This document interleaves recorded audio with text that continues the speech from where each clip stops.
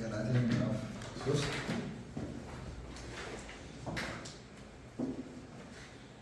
ከቁጥር 26 ጀምሮ እናነባለን።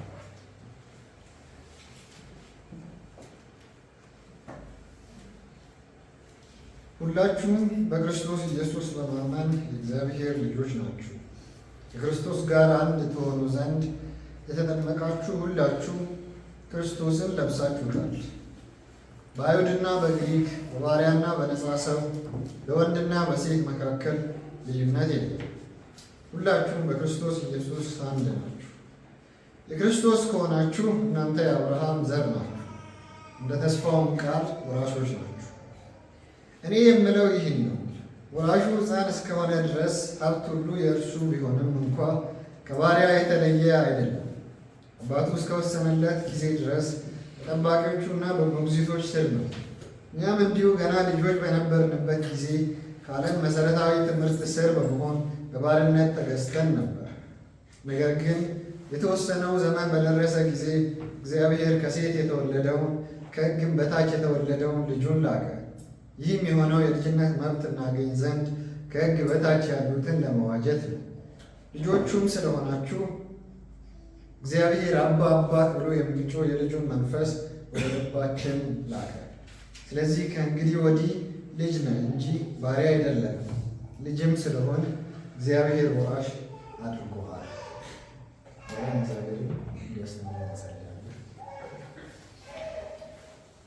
እግዚአብሔር አባታችን ሆይ ስላደረግልን ቸርነት ምሕረት እናመሰግናለን። እግዚአብሔር ሆይ እስካሁን በአምልኳችን መካከል አንተ ስላለህ እናመሰግናለን። አሁንም እግዚአብሔር ሆይ ቃልህን አንተ እንድታስተምረን እንድትገስጸን እናመሰግናለን። ሁላችንም አንተ እናቀርባለን በኢየሱስ ክርስቶስ። ይሄኛው ክፍል ላይ ከቁጥር 26 እስከ ምዕራፍ 4 ቁጥር 7 ድረስ እንመለከታለን። ያው ምዕራፎችን ሰዎች ናቸው የከፋፈሉት። ሐዋርያቱ መጽሐፉን ሲጽፉ ምዕራፎችን ከፋፍለው በዚህ ኦርደር መሰረት አላረጉም፣ ይህን እንደምናውቀው። ስለዚህ ካልቪን ጋር እኔ እስማማለሁ። ይሄ ተገቢ ቦታ አይደለም ይላል ካልቪን። ምዕራፍ 4 መጀመር ያለበት ወይም ወደ ላይ ሄዶ ቁጥር 26 ጋር መጀመር አለበት፣ አሊያም ቁጥር 7 ላይ ቁጥር 8 ላይ ነው እንደ አዲስ ምዕራፉ መጀመር ያለበት ብሎ ያስቀምጣል። ነገር ግን ያው ሀሳቡ የተነጣጠለ እስካልሆነ ድረስ እሱ ችግር የለውም። በዚህኛው ክፍል ጳውሎስ አይ ቲንክ በእኔ እምነት መልእክቱን የሚቋጭ ይመስላል። ማለት የሚቋጭ ይመስላል ስል ክላይማክሱን ያሳያል። የአርጊመንቱን እስካሁን ድረስ የጳውሎስን ሙግቶችን እየተመለከትን ነበር። በክርስቶስ ኢየሱስ በማመን ነው ጽድቅ የሚገኙ። ያንንም ማሳያዎችን የገላትያ ሰዎች አምነው መንፈስ ቅዱስን የተቀበሉት በእምነት ነው እንጂ በሕግ ስራ እንዳልሆነ የእነሱን ኤክስፔሪንስ ያነሳል። ከዛ ከብሉይ ኪዳንም ብዙ ጥቅሶችን እያመጣ አብርሃም አባታችን የጸደቀው በእምነት ነው፣ እምነት ጽድቅ ሆኖ ተቆጥሮለት ነው፣ ያንን ያነሳል። ከዛም በሕግ በኩል ሰብስታንስ ሕግ ጽድቅን የሚሰጥ አይደለም፣ ለዛ በሕግ በኩል ጽድቅ አይገኝም የሚለውንም ሙግት ያነሳል። ኡልቲሜትሊ ከላይ ያሉ ቁጥሮችን ምዕራፍ 3ን ከተመለከትን ከገላትያ ሰዎች ኤክስፒሪየንስ እና ከመጽሐፍ ቅዱስ ሙግት ያቀርብና የጸደቅነው በልጁ በክርስቶስ ኢየሱስ በማመን ነው እንጂ በሕግ ስራ እንዳልሆነ ጳውሎስ ይሞግታል። ለዚህም ለአብርሃም እግዚአብሔር የሰጠው ቃል ኪዳን ከሕጉ ለሙሴ እግዚአብሔር ከሰጠው ኪዳን እንደሚቀድም ያነሳና አሁንም የኪዳኑን ብልጫ እያነሳ ጳውሎስ ኦልቲሜትሊ ለአብርሃም የተሰጠው ቃል ኪዳን ነው ተፈጻሚነት የሚሆነው፣ እሱም በሕግ ስራ ሳይሆን በእምነት የሚያጸድቅ ነው ብሎ ይሞግታል። እዚህኛው ላይ ግን አሁን ላይ በክርስቶስ ኢየሱስ በማመን የሚጸድቅ ሰው ሪዋርዱ ምንድን ነው? አዎ በሕግ ስራ መጽደቅ አይቻልም።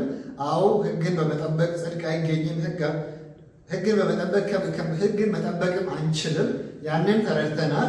የአብርሃም ኪዳን እግዚአብሔር ለአብርሃም የሰጠው የቃል ኪዳኑ ቀድሞ መሰጠቱ ከዛ በክርስቶስ ኢየሱስ በኪውላር ኦልቲሜት ልጅ በሆነው በክርስቶስ ኢየሱስ የአብርሃም ቃል ኪዳን መፈጸሙንም ስንመለከት ለአብርሃም እግዚአብሔር የሰጠው ቃል ኪዳን ብልጫን ተመልክተናል። ያ በነፊቱ ለእኛ ምንድን ነው? ያ ሁሉ አርጊመንት ትሩፋቱ ምንድን ነው ለእኛ ብለን ብንጠይቅ ጳውሎስ የሚሞግተው የሚመልሰው መልሶች ናቸው ዛሬ የምንመለከተው። እሱም ልጅነት ነው። ስለዚህ በክርስቶስ ኢየሱስ የእግዚአብሔር ልጅ ሆነናል። በክርስቶስ ኢየሱስ በማመን የእግዚአብሔር ልጆች ነን። ለዛ ወራሾች ነን። ምንድን ነው የምንወርሰው ሲባል ቁጥር 7 ላይ ምዕራፍ 4 እግዚአብሔርን የምንወርሳለን። ስለዚህ በሰማይ ትልቅ ሀብት አለን። አሁን ለምንድን ነው የምንተገው? ከዚህ ጥያቄ ካነሳን በሕግ ስራ፣ በግዝረት፣ በተለያዩ ነገሮች ጽድቅን ለማግኘት የምንሞክረው ለምንድን ነው ብለን መጠየቅ እንችላለን። ስለዚህ ዛሬ የምንመለከተው በአጠቃላይ በክርስቶስ ኢየሱስ ስላገኘ ነው ልጅነት ነው የምንመለከተው። እሱንም እንዴት አገኘን፣ የዛ የልጅነት ትርጉሙ ምንድን ነው በእኛ ህይወት፣ ያንን ነው የምንመለከተው። ጳውሎስም የሚያደርገው እንደዛ። ጳውሎስ ብዙ አፕሊኬሽኖችን ነው እዚህኛው ቁጥሮች ላይ ያስቀመጠው። ያንን እግዚአብሔር በረዳን መጠን ለመመልከት እንሞክራለን። ቁጥር 26 ሁላችሁም በክርስቶስ ኢየሱስ በማመን የእግዚአብሔር ልጆች ናችሁ። እዚህኛው ክፍል ላይ ትልቁ ዜና ነው። ይሄኛው ትልቁ መልካም ዜና ነው። የሰው ልጅ በክርስቶስ ኢየሱስ ከክርስቶስ ኢየሱስ ውጭ ለእግዚአብሔር ጠላት እንደሆነ እንረዳለን። ከዛም ሕግን የመፈጸም ካፓሲቲም እንደሌለው እንረዳለን። በሕግ አማካኝነት የእግዚአብሔር ልጅ አንድ ሰው ሊሆን አይችልም በፍጹም፣ ያንን እናውቃለን። ነገር ግን በክርስቶስ ኢየሱስ በማመን ጳውሎስ ፓራል ሁለት ነገሮችን ኮምፔር እያደረገ ነው የመጣው። በሕግ ስራ የሚገኝ ጽድቅ፣ ከዛ በእምነት በክርስቶስ ኢየሱስ በማመን ስለሚገኝ ጽድቅ። በሕግ ስራ የሚገኝ ጽድቅ የለም፣ በክርስቶስ ኢየሱስ በማመን የሚገኝ ጽድቅ ግን አለ። ስለዚህ ያንን ካስረዳ በኋላ ነው ወደዚህ የመጣው። በክርስቶስ ኢየሱስ በማመን በሕግ ስራ ሳይሆን በክርስቶስ ኢየሱስ በማመን የእግዚአብሔር ልጆች እንሆናለን ይላል። ስለዚህ የትኛውም አማኝ በየትኛውም ጊዜ ያለ በየትኛውም ቦታ ያለ ክርስቶስ እግዚአብሔርን በልጁ በክርስቶስ ኢየሱስ የሚቀበል ኦር ክርስቶስ ኢየሱስን የሚያምን የእግዚአብሔር ልጅ ነው። ስለዚህ ምንድን ነው የልጅነታችን ባክግራውንድ ኦር ልጅ የምንሆንበት ፕሪሪኩዌስቱ ምንድን ነው? አንድ ሰው ለእግዚአብሔር ልጅ ለመሆን ከተባለ ብቸኛው መስፈርት ጳውሎስ ያስቀመጠው በክርስቶስ ኢየሱስ ማመንን ነው እንደ ሪኳየርመንት ያስቀመጠው። ስለዚህ በዛ መንገድ ነው ልጅ የምንሆነው እንጂ በሕግ ስራ ሊሆን አይችልም። ስለዚህ አማኝ ሁሉ የክርስቶስ ኢየሱስ ልጅ እንደሆነ ከዚህ መረዳት እንችላለን ማለት ነው። ቁጥር 27ንም ስንመለከት ተመሳሳይ አርጊውመንት ቀድሞ አሰርት ካረገው እንደ ቴሲስ ያስቀመጠውን ነው ጳውሎስ እየቀጠለ ያለው። ከክርስቶስ ጋር አንድ ትሆኑ ዘንድ የተጠመቃችሁ ሁላችሁም ክርስቶስን ለብሳችሁታል ይላል። ምን ማለት ነው ጳውሎስ እዚህ ጋር? አክቹዋሊ እግዚአብሔር ልጅነት ምን ማለት ነው የሚለው ጳውሎስ ምዕራፍ 4 ላይ ነው የሚያብራራው።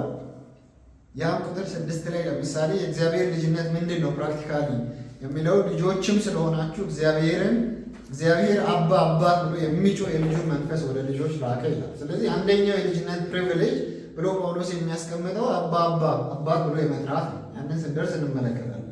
ነገር ግን ኦን ዋት ግራውንድ ልጅ የሆንበት በክርስቶስ ኢየሱስ በማመን ከክርስቶስ ጋር አንድ ትሆኑ ዘንድ የተጠመቃችሁ ሁላችሁም ክርስቶስን ለብሳችሁታል።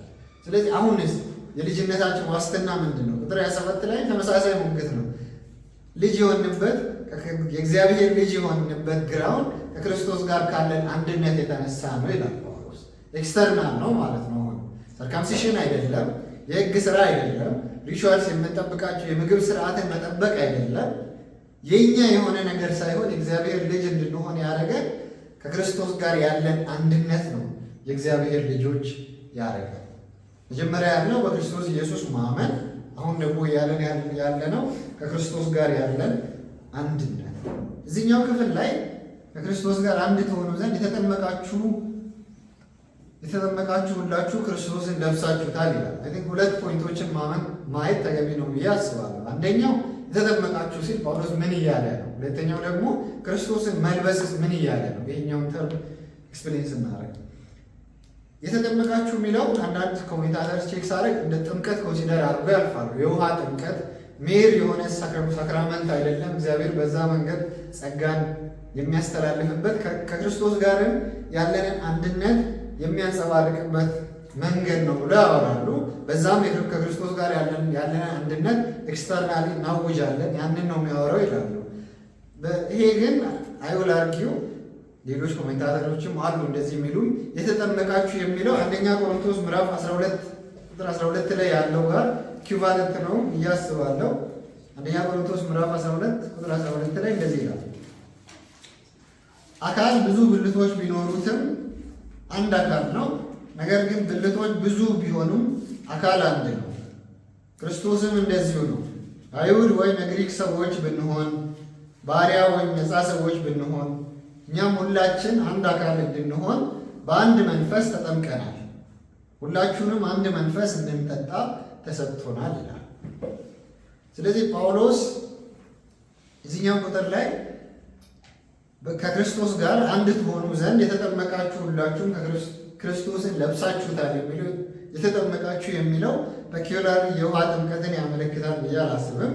እሱም የሚያወራው በመንፈስ ቅዱስ ስለመጠመቅ ነው የሚያወራው እንደ አንደኛ ቆሮንቶስ 12:13 ማለት ነው። አይሁድም ሆነ የግሪክ ሰዎች ብንሆን፣ ባሪያ ወይም ነፃ ሰዎች ብንሆን እኛ ሁላችን አንድ አካል እንድንሆን በአንድ መንፈስ ተጠቅመናል፣ ሁላችንም አንዱን መንፈስ እንድንጠጣ ተሰጥቶናል ይላል። ይሄኛውን ለምን ትላለህ ካላችሁ ሁለት ነገሮችን ለማስቀመጥ ይችላሉ። ቁጥር 28ን የገላትያን ከተመለከትን በአይሁድና በግሪክ በባሪያና በነፃ ሰው በወንድና በሴት መካከል ልዩነት የለም፣ ሁላችሁም በክርስቶስ ኢየሱስ አንድ ናችሁ ይላል። ስለዚህ ስለ ሶሻል ክላስ ልዩነት የለም፣ በጾታ አማካኝነት ልዩነት የለም። በክርስቶስ ኢየሱስ ላሉ ሰዎች ስለ አንድነት ነው የሚያወራው ማለት ነው። በክርስቶስ ራስነት ስር ስለሚገኝ አንድነት ነው የሚያወራው። ኤግዛክትሊ አንደኛ ቆሮንቶስንም ስንመለከት በአንድ አካል ስር ስላለ አንድነት ነው እያወራ ያለው። ብዙ ብልቶች በአንድ አካል እንደሚገኙ ያወራል። ስለዚህ በዛ ፖይንት ከተረዳን አንደኛ ቆሮንቶስ ምዕራፍ 12ም ገላትያ ላይ ጳውሎስ በዚህኛው ፖይንት አትሊስት እያወራ ያለው ስለ አንድነት ነው። እሱም አንድነት በክርስቶስ ኢየሱስ ከክርስቶስ ኢየሱስ ጋር ያለን አንድነት ነው። በዛ መካከል ብዙ ሰዎች አሉ፣ ብዙ ሶሻል ክላሶች አሉ፣ ብዙ የተለያየ ዘር አለ፣ ብዙ ሁለት ጾታ አለ። በዚህ መካከል ልዩነት የለም ነው እያለ ያለው ጳውሎስ። ስለዚህ በመንፈስ ቅዱስ ስለተጠመቅን ነው፣ መንፈስ ቅዱስን እግዚአብሔር ስለሰጠን ነው ከክርስቶስ ጋር ያለን አንድነት ምክንያት አንደኛው ፖይንት። ሁለተኛው ከክርስቶስ ጋር አንድ እንድንሆን ያደረገን ነገር ምንድን ነው? ሁለተኛው ያንን አሁንም ሙግት ካሰበን መንፈስ ቅዱስ ነው አዲስን ህይወት የሰጠን ማለት ድንጋዩን ልባችንን ወደ ስጋ ልብ የቀየረ መንፈስ ቅዱስ ነው። ያንን ስራ ይሰራል።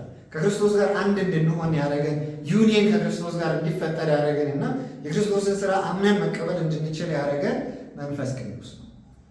ከዛም ተነስተን ይሄኛው ጳውሎስ እያለ ያለው የተጠመቃችሁ ሁላችሁ ሲል በመንፈስ ቅዱስ የተጠመቃችሁ እንደ አንደኛው ቆሮንቶስ 12 ይላል ብለን ማለፍ እንችላለን። ቀጥሎም ጳውሎስ የሚናገረው ነገር ከክርስቶስ ጋር አንድ የሆነ ሰው ክርስቶስን ለብሷል ይላል። አንድ ሰው ክርስቶስን ለብሷል ሲል ምን ማለት ነው? የዚህ ፖይንት በኋላ ላይ ምዕራፍ 4ን ስንጀምር ጠቀሜታውም ትልቅ ነው። ኮንቴክስት ኦርደር ይዝልናል። ምዕራፍ 4 ቁጥር 1 እስከ 3ን ለመረዳት ይሄኛው ብዙ ኮሜንታተርስ እንደሚጋሩ ለብሳችሁታል ክርስቶስን ሲባል አንደኛው ጳውሎስ ያወራ ያለው ስለ እግዚአብሔር ልጅነት ነው። ያ የሚመጣው በክርስቶስ ኢየሱስ በማመን ነው። ከእሱን አሁንም በሌላ መንገድ እንግለጽ ካለን ከክርስቶስ ጋር ካለን አንድነት የተነሳ ነው። ለዛም ተጠምቃችኋል፣ ከዛም ክርስቶስን ለብሳችሁታል ይላል። ይህ ለብሳችሁታል የሚለውን በሮም በነበረው ጊዜ ሕፃን ልጅ በምዕራፍ 4 ላይ እንደሚናገረው አባቱ እስከወሰነለት ድረስ ልጅነቱ ኢንሄሪታንስ አይወስድም። ከዛ በፊት ምንድን ነው የሚያደርገው? በሕፃንነቱ በጋርዲያን ይጠበቃል። ጠባቂ ይኖራል፣ ሞግዚት ይኖረዋል። ነገር ግን ማቹርድ እንደሆነ አባቱ ሲደርስ ያንን ሲመሰክር በአደባባይ አውጥቶ ልብስ ያለብሳል። እንደ ካባ ያለብስና ልጄ ደርሶልኛል፣ አሁን ላይ ልጄ ብቁ ነው፣ ለዲሲሽን ሜኪንግም ሊሆን ይችላል፣ ኢንሄሪታንስ የኔን ውርስ ለመውሰድ ብቁ ሆኗል፣ ልጄ ደርሷል ብሎ ለንግስናም ይሁን ለተለያየ ነገር ሲያጨው ኦር ማቹሪቲን ለመግለጽ በአደባባይ አናውንስ ይደረጋል። ካባ ለብሶ ያ ተርም ነው የተጠቀመው ብሎ ይገልጹታል። ስለዚህ ክርስቶስን ለብሳችሁታል ሲል አሁንም ጳውሎስ እየተናገረ ያለው ከዚህ በፊት በሕግ ምዕራፍ ከላይ ባሉ ቁጥሮች ይህንን ሞግቷል። በሕግ ሞግዚትነት ነበራችሁ፣ በሕግ ጋርዲያንሽፕ ነበራችሁ።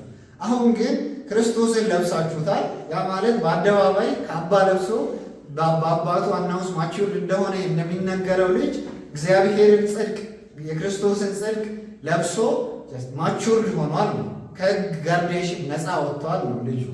ስለዚህ ክርስቶስን ለብሳችሁታል ሲል አሁን ጳውሎስ ከላይኛዎች ቁጥሮች ጋር አገናኝተን መመልከት የምንችለው ከሕግ ጥበቃ ከሕግ ሞግዚትነት ነፃ ወጥታችኋል፣ ልጆች መሆናችሁን አረጋግጣችኋል ይላል።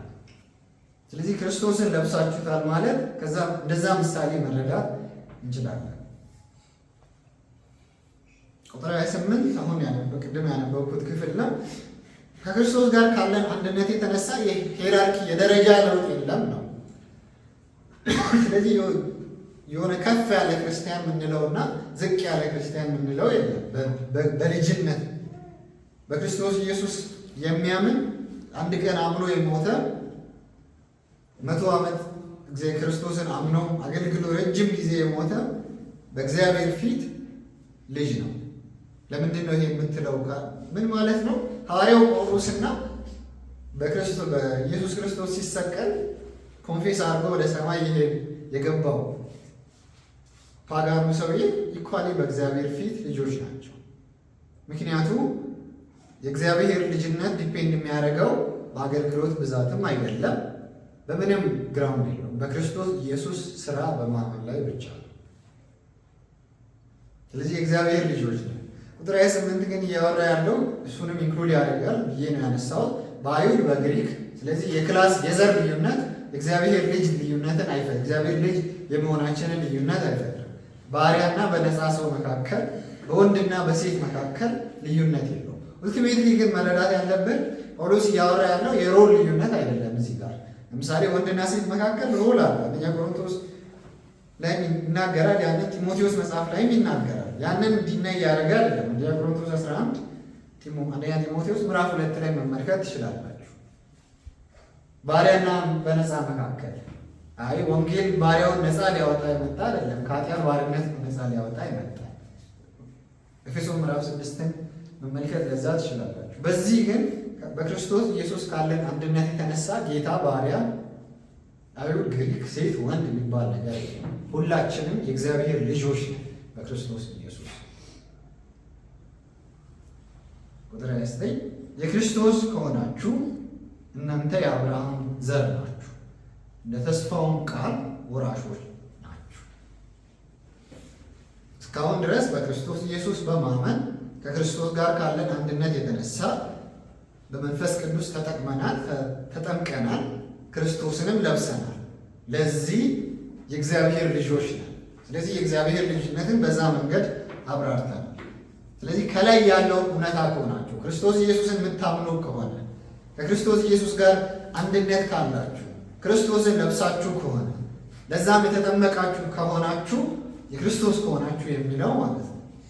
እናንተ የአብርሃም ዘር ናችሁ፣ እንደ ተስፋውም ቃል ወራሾች ናችሁ። ከላይ ምዕራፍ በዚህኛው ምዕራፍ ላይ የተስፋው ቃል ቁጥር 16 ላይ የተስፋው ቃል የተነገረው ለአብርሃምና ለዘሩ ነበር። መጽሐፍ ለብዙ ሰዎች እንደሚናገር ለዘሮቹ አይልም፣ ነገር ግን ለአንድ ሰው እንደሚናገር ለዘር ይላል፣ እርሱም ክርስቶስ ነው። ስለዚህ የአብርሃም ዘር ክርስቶስ ነው። ኦልቲሜትሊ ለአብርሃም እግዚአብሔር ይሰጣል ያለው ኦፍስፕሪንግ ክርስቶስ ኢየሱስ ነው ብለን ነበር የጀመርነው። አሁን ደግሞ ሲደመድም ጳውሎስ ይሄኛውን ምዕራፍ ከክርስቶስ ጋር ከሆናችሁ እናንተ የአብርሃም ዘር ናችሁ። የአብርሃም ዘር ፐኪውራሊ ኦልቲሜትሊ ክርስቶስ አይደል እንዴ? እኛ እንዴት ነው የአብርሃም ዘር የምንሆነው ብለን እንጠይቃለን። ያንን ነው ቀድሞ የመለሰ በክርስቶስ በማመን ከክርስቶስ ጋር ካለን አንድነት የተነሳ የተጠመቃችሁ ስለሆናችሁ ክርስቶስን ስለለበሳችሁ፣ ለዚህ ነው ከክርስቶስ ጋር ካለን አንድነት የተነሳ ነው የአብርሃም ኦልቲሜት ብቸኛ ኦልቲሜት ዘር ወደሆነው ብቸኛ ኦፍስፕሪንግ ወደሆነው በሆነው በክርስቶስ ኢየሱስ ጋር ካለን አንድነት የተነሳ ነው የአብርሃም ዘር የምንሆነው። እንደ ተስፋው ቃልም ወራሾች ናችሁ ይላል። ለአብርሃም እግዚአብሔር ይሰጣሉ ያለው ርስት ምንድን ነው?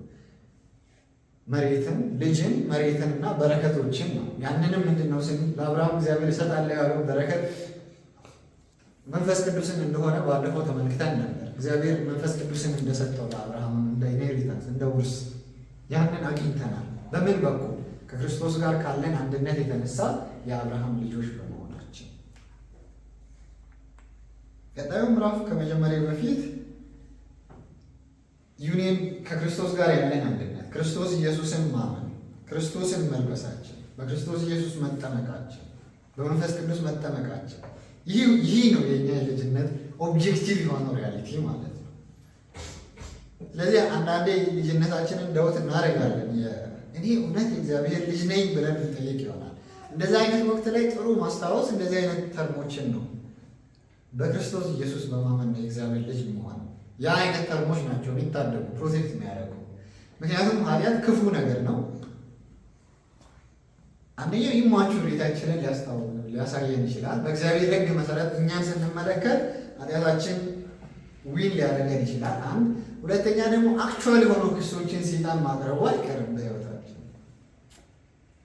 አክቹዋል የሆኑ ክሶችን ስል ትናንትና የሰራነውን ኃጢአቶችን፣ በየጊዜው የምንሰራው ኃጢአቶችን የምር ግን የእግዚአብሔር ልጅ ነኝ ወይ የሚል ጥያቄ እንድናነሳ ማለት ነው። እግዚአብሔር ልጅ ከሆንኩስ እንደዚህ ለምን አልሆንም፣ እንደዚህ ለምን አንሆንም ብለን የምንዘረዝረው ብዙ ታሪኮች ይኖራሉ።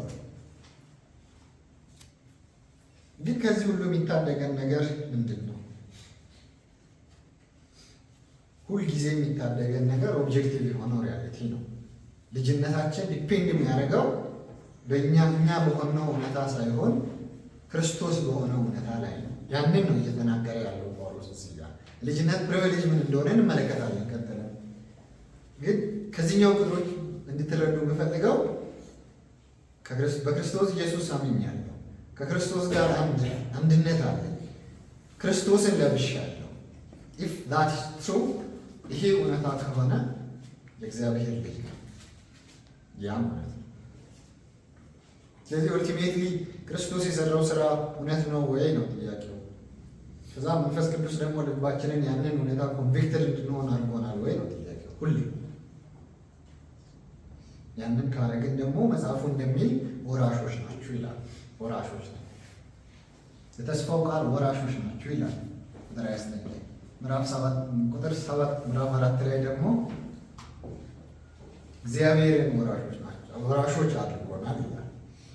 ስለዚህ ዊ ሃቭ ኢንሄሪታንስ ብለን ፕራይድፉል መሆን እንችላለን ማለት ነው። ግን ኦብጀክቲቭሊ ያ ዲፔንድ የሚያደርገው በኢየሱስ ክርስቶስ ስራና በኢየሱስ ክርስቶስ ጽድቅ ነው። ምዕራፍ 4 ቁጥር 1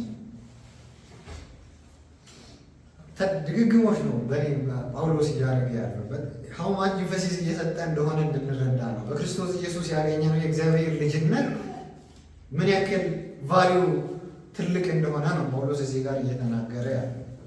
ቁጥር 1 እና 2 አንድ ላይ ላንብብ። እኔ የምለው ይህ ነው፣ ወራሹ ሕፃን እስከሆነ ድረስ ሀብት ሁሉ የእርሱ ቢሆንም እንኳ ከባሪያ የተለየ አይደለም። አባቱ እስከወሰነለት ጊዜ ድረስ በጠባቂዎችና በሞግዚቶች ስር ነው።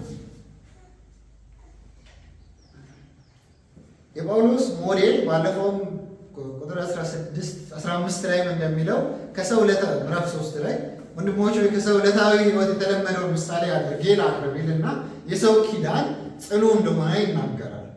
እዚህ ጋር የሰው ልማድ ነው አሁንም እያነሳ ያለው። ያንን ተርም ይጠቀምና ኤክስፕሌን አድርጎ የሰውን አኗኗር ያብራራና ከዛ እግዚአብሔርም ደግሞ በእኛ ሕይወት ይህን አድርጓል ብሎ ምዕራፍ 3 ላይ ተቃርኖውን ይሰራል። ስለዚህ ቁጥር 1 እና 2 ላይ ጳውሎስ እያለ ያለው እኔ የምለው ይህ ነው፣ ወራሹ ሕፃን እስከሆነ ድረስ ሀብት ሁሉ የእርሱ ቢሆንም እንኳ ከባሪያ የተለየ አይደለም። አባቱ እስከወሰነለት ጊዜ ድረስ በጠባቂዎችና በሞግዚቶች ስር ነው ያለው ይላል። የመጀመሪያው ሕፃን ነው። ሕፃናት ሁል ጊዜ በሰው ጥበቃ በሰው ጋርዲያንሽፕ ላይ ነው የሚኖሩት። ሞግዚቶች ያስፈልጓቸዋል። ቤት ውስጥ ቁጭ ብሎ እነሱን ቴክኬር የሚያደርጉ ሰዎች ያስፈልጋል እንጂ ለ2 ዓመት ለ3 ዓመት ልጅ ሙሉ ውርሱን የሚሰጥ አባት የለም። ውርሱን እሺ በሱ ሪፕሬዘንት ቢደረግ እንኳን ሳሙኤልስ ማለት ሪፕሬዘንት የሚደረገው ሲያድግ ማቹርድ ሲሆን ለዚህ ልጅ ሀብቱን ስጠው ተብለው ሪፕሬዘንት ነው የሚደረገው። ምክንያት ሲባል የያዛ ልጅ ማቹርድ አለ። ያንን ሀብት ሊያስተዳደር አይችልም። ያንን ሀብት ማኔጅ በትክክል አድርጎ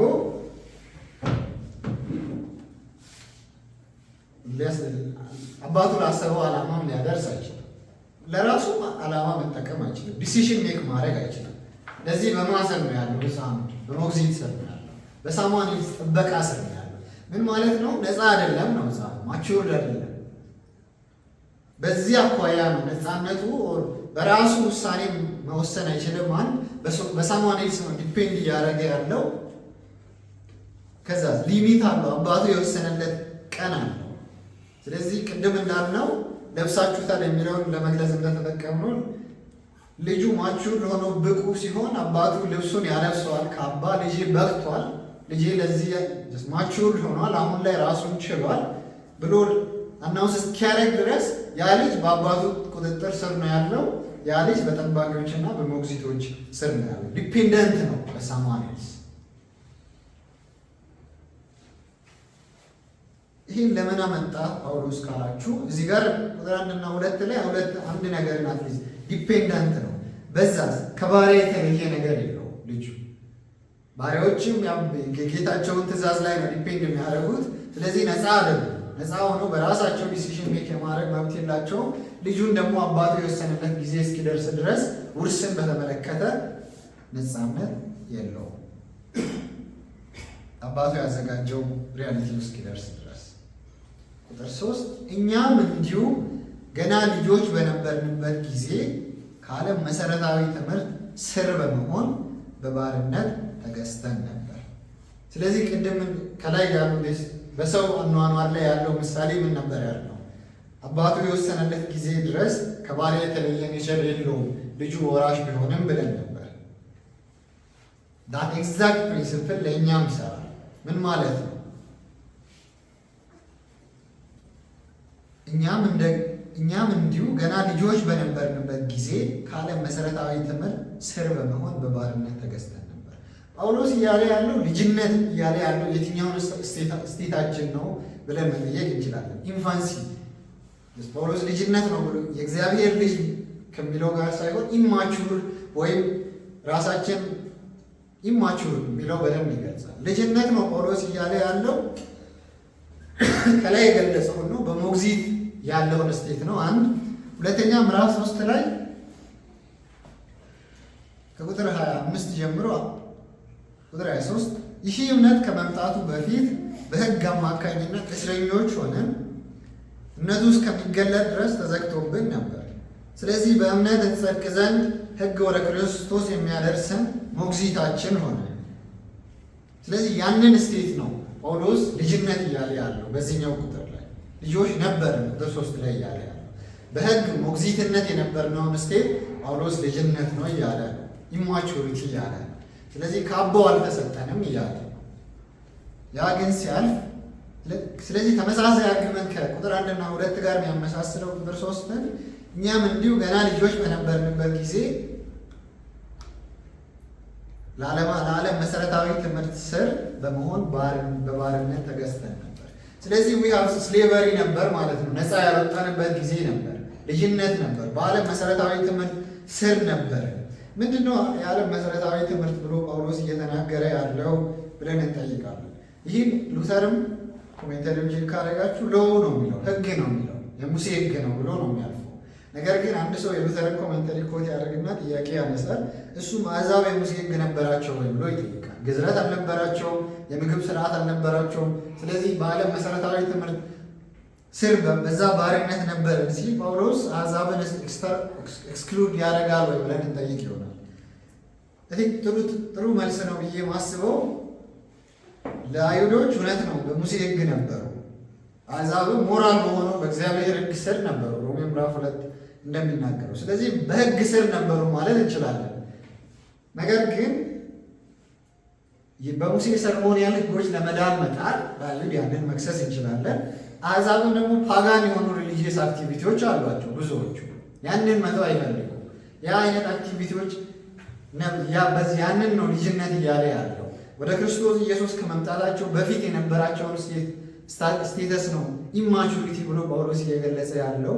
ኦር የዓለም መሰረታዊ ትምህርት ብሎ እየገለጸ ያለው ወደ ክርስቶስ ከመምጣታቸው በፊት የነበሩበትን ስታተስ ነው ብሎ ማለፍ ይቻላል። በዛ ግን አይሁድም ሆነ አሕዛብ አንድ ነገር እዚህ ኮንክሉድ ለማድረግ ክርስቶስ ኢየሱስ ከመምጣቱ በፊት የነበራቸው ስቴት ምንም አይነት ስቴት ይሁን የዓለም መሰረታዊ ትምህርት ተብሏል። ያ ስቴት ግን ምንም አይነት ስቴት ሊሆን ይችላል። ያ ስቴት ግን በሞት ስር ያሉበት ስቴት ነው። ምንም ቢሆን ምን ማለት ነው? እዚህ ውስጥ ኤፌሶን 2 ነው እያወራ ያለሁት። ከክርስቶስ ኢየሱስ በፊት የነበረው አሕዛብም ሆነ አይሁድ ያለበት ስቴት ይሄ ነው። እናንተ በበደላችሁ በኃጢአታችሁ ምክንያት ሙታን ነበራችሁ፣ በዚህም የዓለም ክፉ መንገድ ተከተላችሁ፣ በአየር ላይ ላሉት መንፈሳውያን ኃይላት ገዢ ለሆነው አሁንም ለእግዚአብሔር የማይታዘዙ ሰዎች ላይ ለሚሰራው መንፈስ እየታዘዛችሁ ትኖሩ ነበር። ይህ የአሕዛብ ሪያሊቲ ሊሆን ይችላል። ጳውሎስ ግን የአይሁድንም ሪያሊቲ ያመጣል። ቁጥር 3 እኛ ሁላችን በአንድ ወቅት የሥጋችንን ምኞት እያረካን በመንገዱም እየተከተልን በመካከላቸው እንኖር ነበር፣ እንደ ሌሎችም የቁጣ ልጆች ነበር። ያ ነው እንግዲህ ሪያሊቲ ከክርስቶስ ኢየሱስ በፊት የነበረው ሪያሊቲ። ኢንፋንሲ ስቴት ማለት የምንችለው ልጅነት። ስለዚህ በዓለም መሰረታዊ ትምህርት ስር በባርነት ተገዝተን ነበር። የኃጢአት ባሪያዎች ነበር፣ የሰይጣን ባሪያዎች ነበር፣ የዓለም ባሪያዎች ነበር። በዛ ስር ነበር እኛም እስከየት ድረስ ከላይ ቁጥር 1 እና 2 ላይ የምንመለከተው አባቱ እስከወሰነለት ጊዜ ድረስ ነው አይደል? ልጅ ከአባው እስኪሰጠው ድረስ ነው አይደል ያለው። የእኛም እውነታ እንደዛ ነው። እስከየት ድረስ ነው ይህ ባርነት የነበረው? እስከ ምን ጊዜ ድረስ ነው ይህ ባርነት እውነታ የሆነው? ምዕራፍ 3 ላይ ያንን ጳውሎስ መልሶታል። ክርስቶስን እስክንለብስ ድረስ ነበር ያ እውነታ የነበረው። ምን ማለት ነው? ክርስቶስ እንዴት ነው የለበስነው? ቁጥር 4 ምዕራፍ 4 ቁጥር 4 መቼ ነው ባርነቱ ያበቃው የሚለውን ጥያቄ ስናነሳ፣ ነገር ግን የተወሰነው ዘመን በደረሰ ጊዜ እግዚአብሔር ከሴት የተወለደውን ከሕግም በታች የተወለደውን ልጅ ላከ።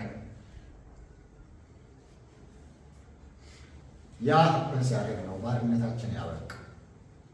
አሁን ያነበብኩት ነገር ግን የተወሰነው ዘመን በደረሰ ጊዜ እግዚአብሔር ከሴት የተወለደውን ከሕግም በታች የተወለደውን ልጁን ላከ።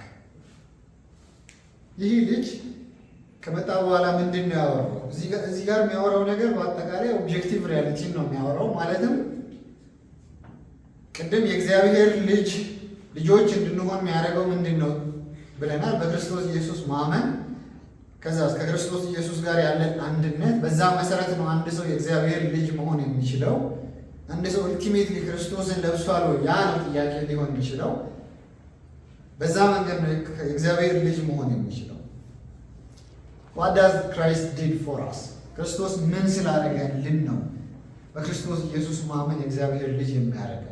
ያንን ነው ቁጥር 4 የሚመልሰው ምዕራፍ 4። ነገር ግን የተወሰነው ዘመን በደረሰ ጊዜ ከላይ ምን ነበር ያለው? ልጁ አባቱ በወሰነለት ጊዜ እስኪደርስ ድረስ በሞግዚት ነበር የሚኖረው። በሕግ ስር ነበር፣ በሕግ ባርነት ስር ነበር፣ በዓለም መሰረታዊ ትምህርት ስር ነበር።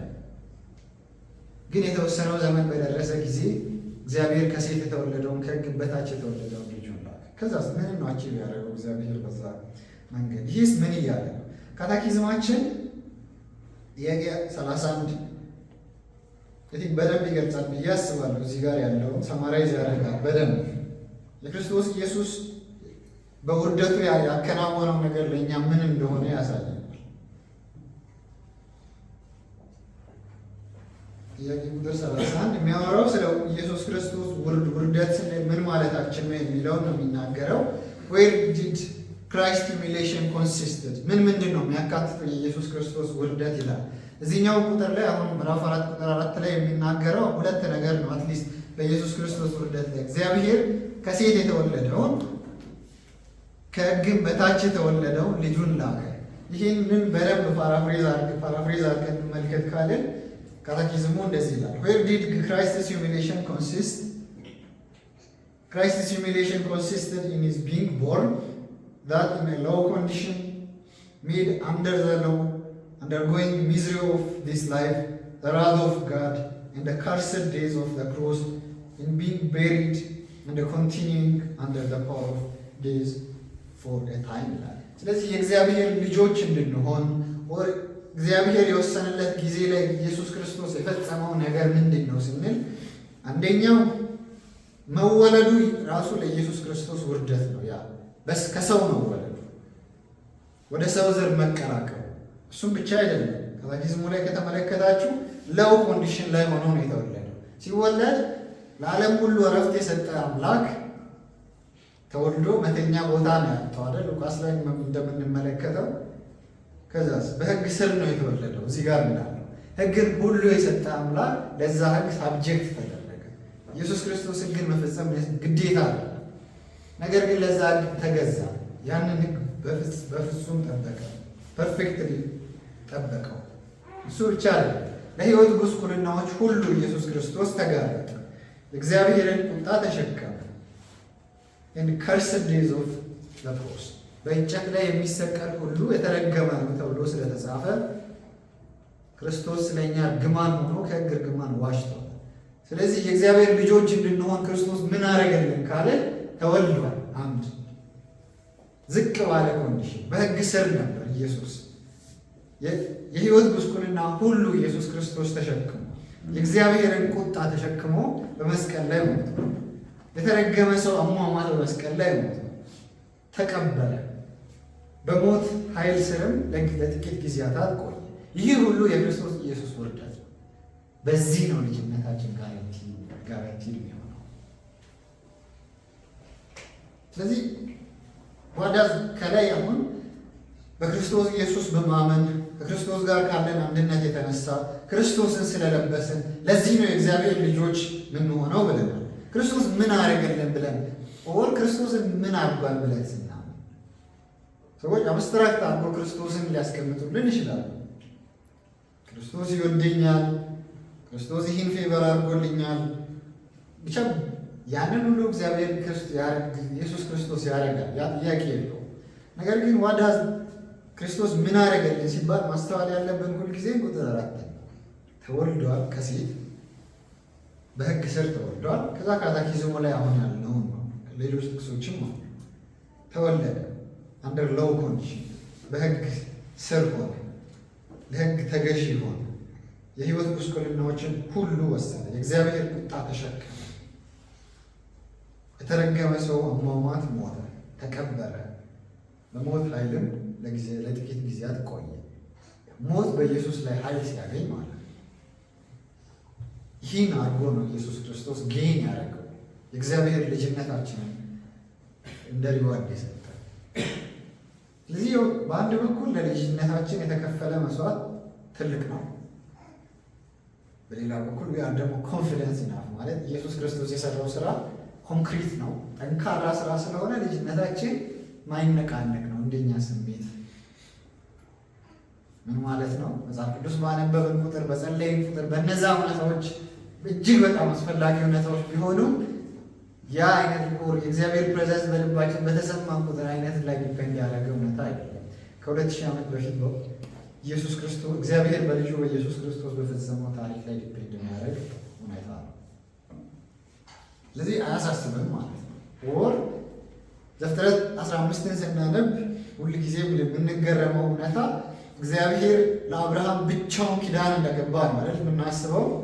ምክንያቱም እግዚአብሔር በራሱ ማለት ይላል። ዛሬ ላይም ለእኛ ስናስብ እግዚአብሔር በአዲሱ ኪዳን ለእኛ የሚሰጠው ኮቨናንት ልጄን ተመልከቱ ዛትስ ዘ ኦንሊ ቲንግ ምን ሲባል ይህንን እኮ አድርጌ የት ሉክ ክራይስት ነው እያለ ያለው የልጄን ስራ ተመልከቱ። ያንን ስራ ደግሞ በልጁ በኩል የፈጸመው እግዚአብሔር ብቻው ነው። አልነበራችሁም፣ ማናችሁ አልነበረ። ስለዚህ ኦልቲሜትሊ ከ2000 ዓመት በፊት በሆነው ታሪክ ነው ማለት ነው ልጅነታችን ጋራንቲ ይሆናል። ለዛ ሁል ጊዜ የኢየሱስ ክርስቶስ ውርደቱን ማስታወስ ጥሩ ነው ብዬ አስባለሁ። ካታኪዝሞች በዚህ መንገድ ፍሬም ተደርጎ የተጻፉትም ለዚህ ነው። ክርስቶስ ተወለደ፣ ዝቅ ባለ ሁኔታ ነው፣ በሕግ ስር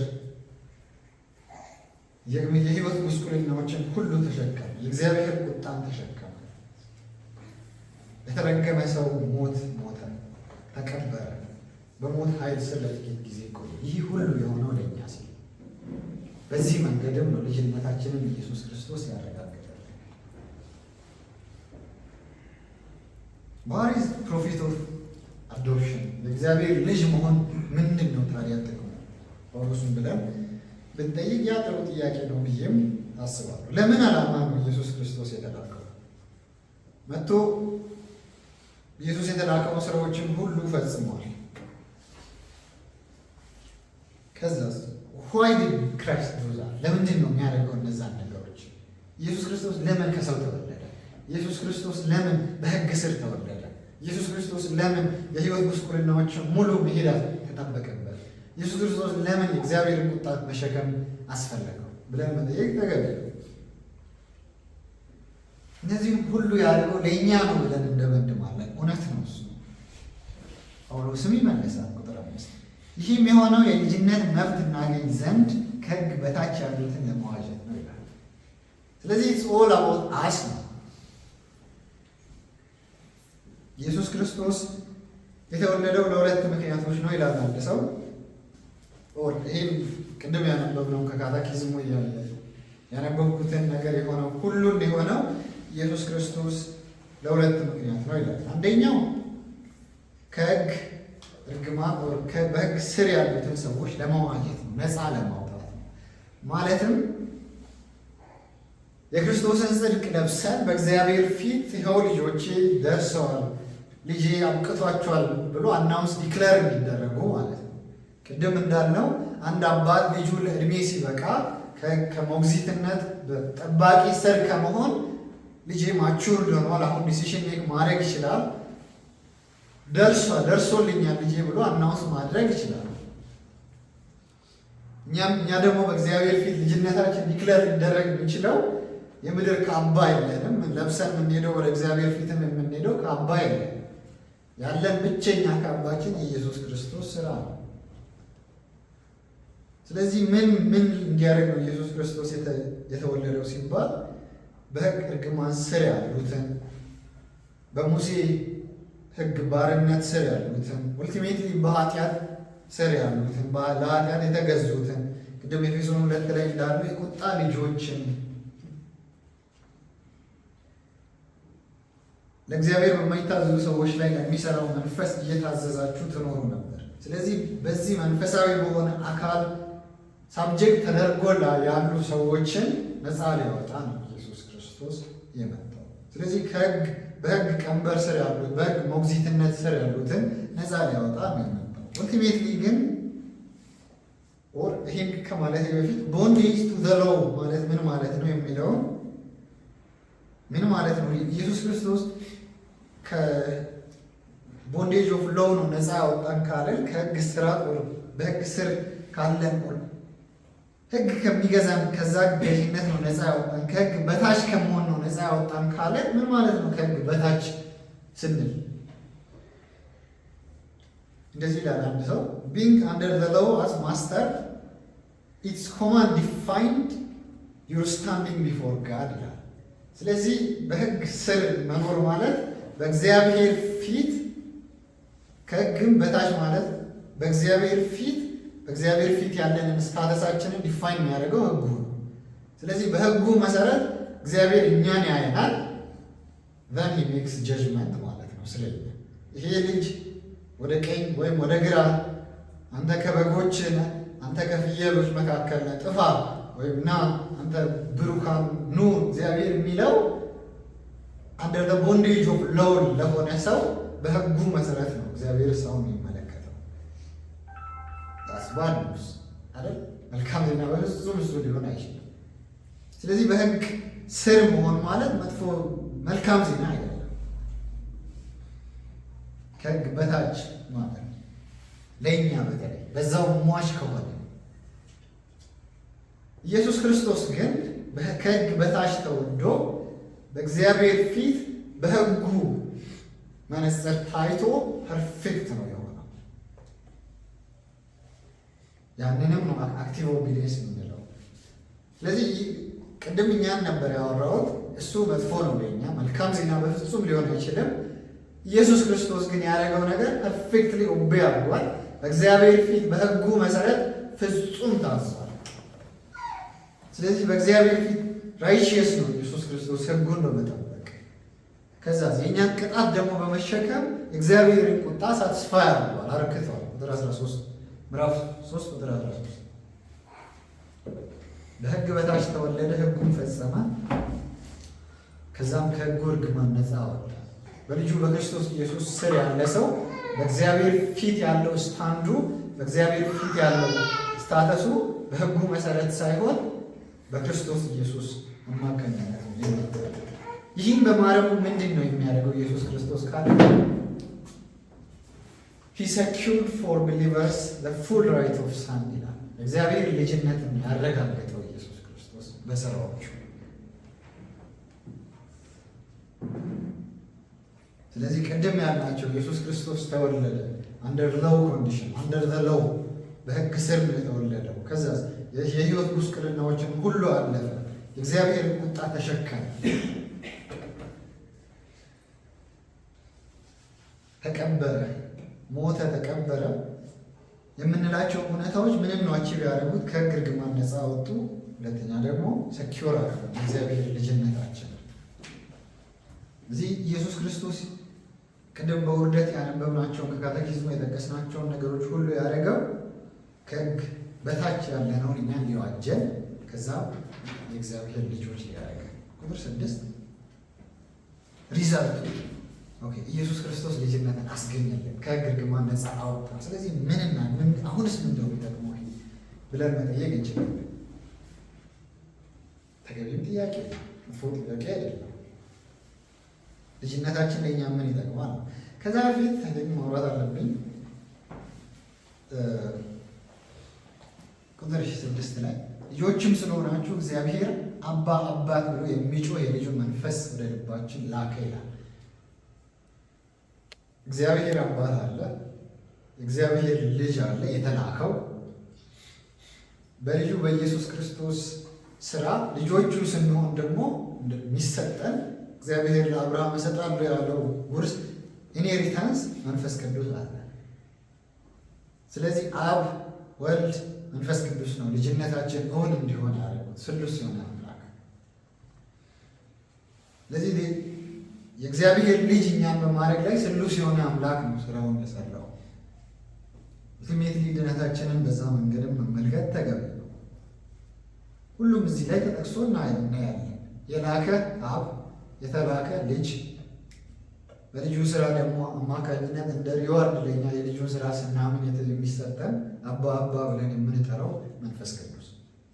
ልጅነታችን ሰኪውርድ ነው ስንል በክርስቶስ ኢየሱስ ኦብጀክቲቭ በሆነው ከ2000 ዓመት በፊት ኢየሱስ ክርስቶስ በሰራው ስራ ነው። ያ ስራ ደግሞ የተሰራው ስሉስ በሆነ አምላክ ፈቃድ ነው። አብ፣ ወልድ፣ መንፈስ ቅዱስ ስሉስ የሆነ አምላክ ነው ልጅነታችንን የሰጠን። ከስሉስ ከሆነ አምላክ ነው የተገኘ።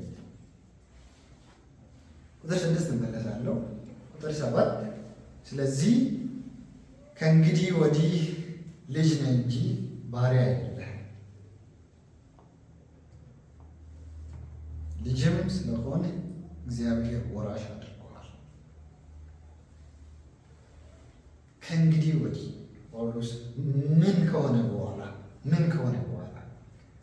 ኢየሱስ ክርስቶስ ከተወለደ በኋላ ኢየሱስ ክርስቶስ ተወልዶ በሕግ ስር ከተወለደ ኢየሱስ ክርስቶስ ከሴቲቱ ተወለደ፣ በሕግ ስር የሕይወትን ጉስቁልናዎችን ሁሉ ተሸከመ፣ የእግዚአብሔርን ቁጣ ተሸክሞ እግዚአብሔርን ቁጣ ረካ፣ ተሰቀለ፣ በመስቀሉ ላይ ሞተ። ቅድም ኤግዛልቴሽኑን አላነበብኩም እዚህ ጋር ስላለ ነው። ሞቶ ቢቀር ደግሞ ይሄ እውነታ አይሆንም። መቼም ልጅነታችን እውነት አይሆንም። ኢየሱስ ክርስቶስ ሞቶ ቢቀር ግን ኢየሱስ ክርስቶስ ሞቶ አልቀረም። ካቴኪዝማችን ላይ 32ኛው ጥያቄ ስለ ኢየሱስ ክርስቶስ መክበር ነው የሚያነሱት። ክራይስት ኤግዛልቴሽን የኢየሱስ ክርስቶስ መክበር ምንድን ነው የሚያመለክተው ስንል ክራይስት ኤግዛልቴሽን consists in his rising again from the dead on the third day, in ascending into heaven, in sitting at the right hand of God the Father, in coming to judge the world at the last day. ለኢየሱስ ክርስቶስ ከሞት በመነሳቱ ወደ ሰማይ በማረጉ በአባቱ ቀኝ በመቀመጡ ዳግም ደግሞ ወደ ምድር ለመፍረድ ይመጣል። በዛ መንገድ ኢየሱስ ክርስቶስ ከብሯል። በውርደቱ ያሳካቸው ነገሮች በመክበሩ ኢየሱስ ክርስቶስ ያሳካቸው ነገሮች እውነት ከሆኑ ማለትም እግዚአብሔር ከሴት የተወለደውን ከሕግም በታች የተወለደውን ልጁን ላከ። ይህም የሆነው የልጅነት መብት እናገኝ ዘንድ ከሕግ በታች ያሉትን ለመዋጀት ነው። ልጆችም ስለሆናችሁ እግዚአብሔር አባ አባ ብሎ የሚጮህ የልጁን መንፈስ ወደ ልባችሁ ላከ።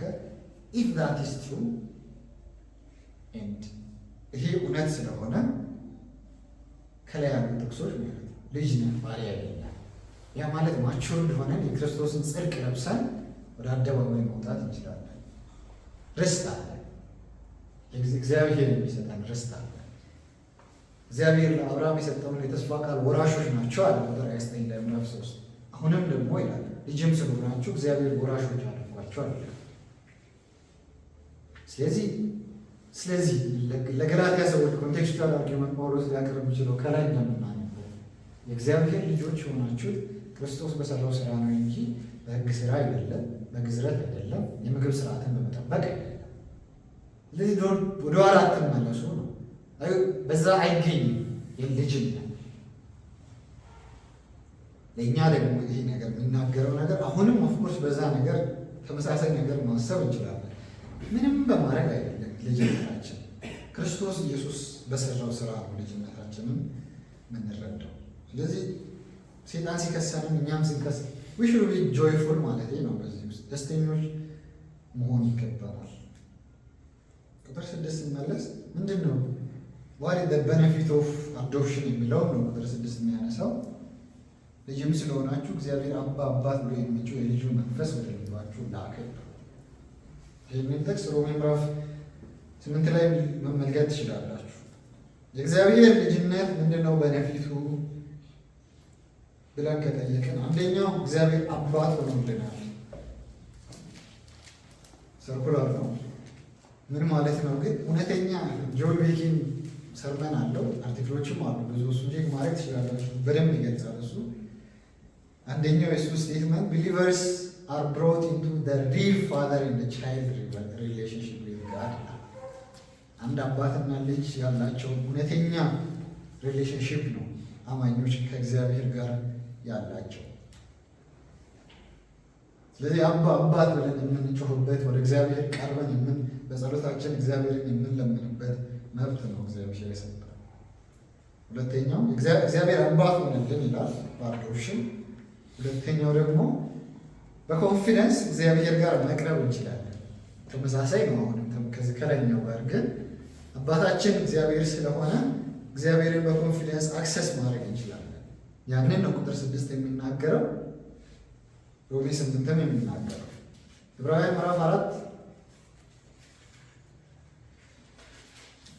ቁጥር 4 ጀምሮ እንደዚህ ይላል፣ እንግዲህ ወደ ሰማይ ያረገ ታላቅ ሊቀ ካህናት አለን፣ የእግዚአብሔር ልጅ ኢየሱስ ስላለ እምነታችንን አጥብቀን እንያዝ።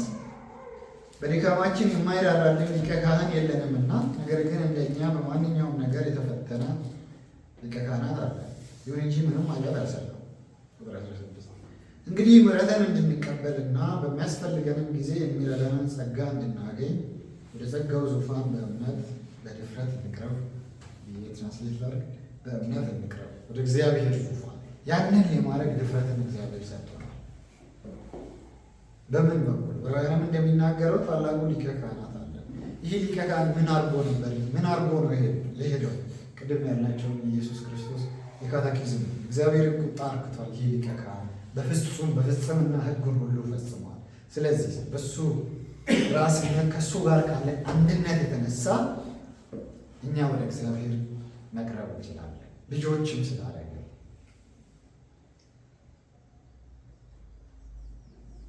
ከዛስ ልጅነት ፊውቸር ኢንሄሪታንስን ያረጋግጥልናል ይላል።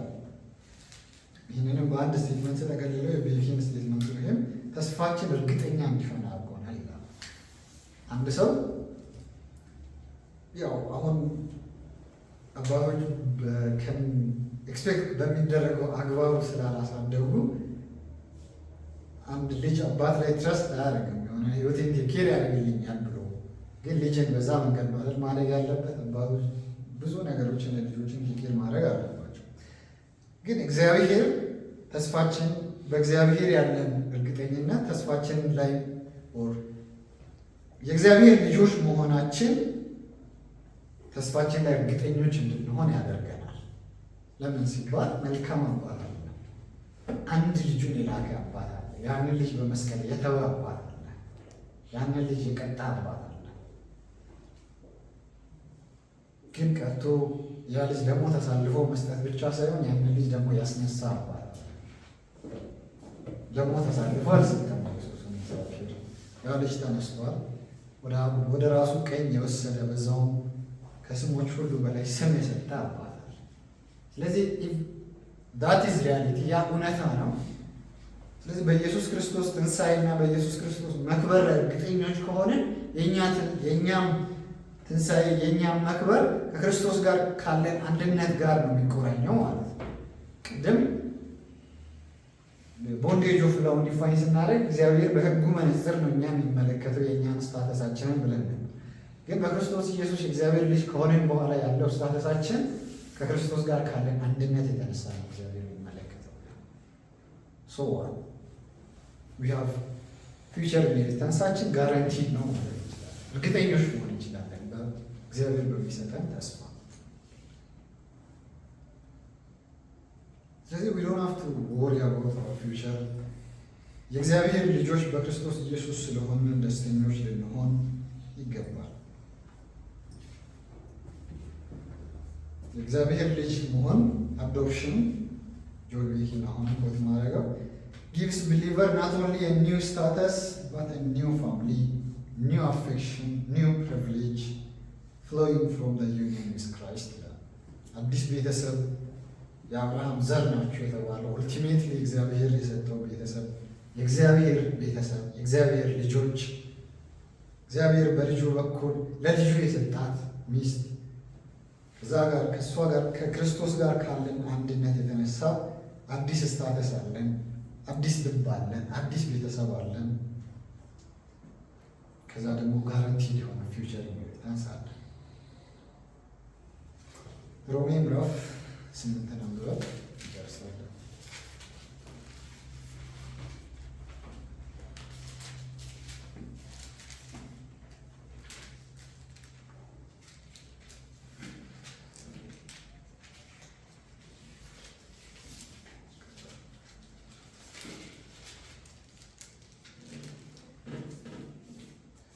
ሮሜ ምዕራፍ 8 14 እግዚአብሔር መንፈስ የሚመሩ እነዚህ የእግዚአብሔር ልጆች ናቸውና እንደገና የፍርሃት ባሪያ የሚያደርጋችሁ መንፈስ ሳይሆን አባ አባ ብለን የምንጠራበትን የልጅነት መንፈስ ተቀብላችኋልና እግዚአብሔር መሆናችንን ያ መንፈስ ራሱ ከመንፈሳችን ጋር ሆኖ ይመሰክርልናል። ልጆች ከሆናችሁ ደግሞ ልጆች ከሆነ ወራሾች ደግሞ ነው፣ የክብሩ ተካፋዮች እንሆን ዘንድ በእርግጥ መከራዎች ተካፋዮች ብንሆን የእግዚአብሔር ወራሾች ከክርስቶስ ጋር አብረን ወራሾች ነን። እግዚአብሔር ፊት ብዙ ውርስ አለ። እግዚአብሔር በክርስቶስ ኢየሱስ የእግዚአብሔር ልጆች ነው። ለዚህም የእግዚአብሔር ስም የተመሰገነ ይሁን። እንጸልይና እንጨርሳለን።